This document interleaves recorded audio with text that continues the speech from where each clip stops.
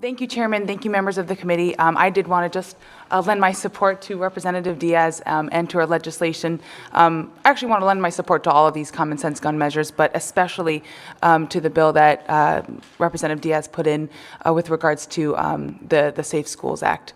I'd like to speak as a representative, as somebody that's talked to many neighbors, many family members, constituents about these issues. I think Representative Caldwell really hit the nail on the head with the picture of what it was like campaigning on these issues over the past year. Students are very concerned, teachers are very concerned, parents are extremely concerned about safety at schools. We are constantly hearing about shootings happening, and it's making children afraid to go to their schools. I think that is a terrible thing. We never want our children to be afraid to go to school.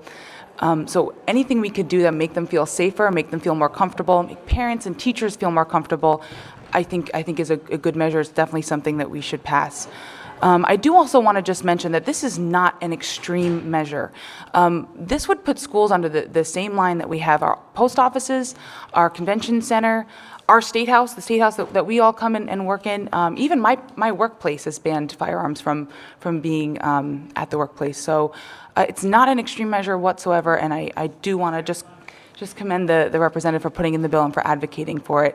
I do also just want to point out something that I find a little bit troubling. I don't think that the state needs to wait for a tragedy in order to act.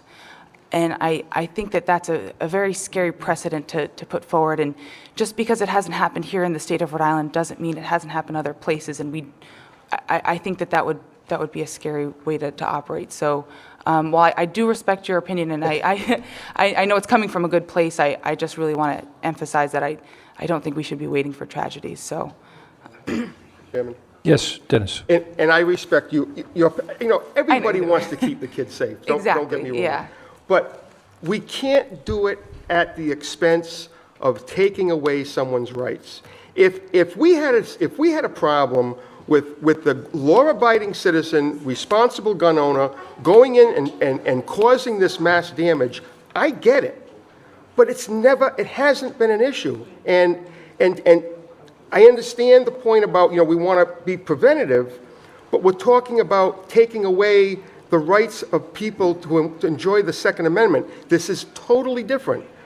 So, I mean, that's the perspective I'm coming from. And I don't mean to be, it's just the perspective I'm coming from. And I can't wrap my head around why we would want to do that if it wasn't an issue, I get that, and we haven't had an issue at our convention center. We haven't had an issue at my workplace, from what I know. We haven't had one at the post offices or here.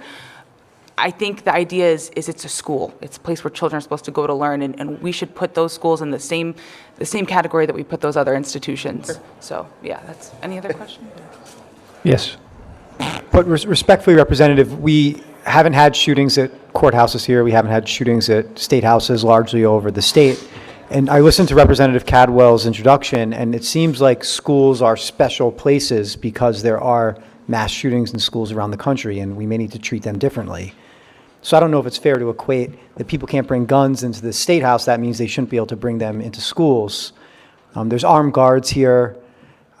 Largely, we don't have an armed presence at schools. So my concern is if there is a mass shooting, are we denying a teacher who's been trained the ability to be there to protect children? Because in that case, all we'd be waiting for is a police response time, which I'm could not be minutes. completely following your argument. It's not the first time, though. But Not the first time you followed my argument? I couldn't follow your argument. Okay. I'm just making a joke to make light of our situation. Thank But you. anyways, I hear your concern, and more people are going to come and testify on this issue. And I remember one of the testimonies last year was that the police are trained that if there, God forbid, is ever a shooting in a school, they are trained to go in that school and take out whoever has a weapon. Be it a good guy with a gun, be it a teacher who is trained and ready. That is what our police officers are trained to do. So that, I think, would be a second tragedy in all of this, should anything like that ever happen. So, while I hear what you're saying, what your argument is, police officers, that is what their training is to do, is to take out anybody with a gun, and I just don't think it would work. And I don't know if I answered your question. I understand, but they're not there. There's a police response time, and I'm sure we'll get testimony on average police response times, but largely they're not there at school. And minutes in an active shooter situation, I think, are problematic. I would much rather send my children, when I do have them, to a school where there's a responsible gun owner on premise. And that's your opinion, and there are many, many people that feel very differently, and that's what I've been hearing from in my district. So I understand, yeah. I understand, but we operate on facts, not emotion. So, thank you. Thanks. Carol?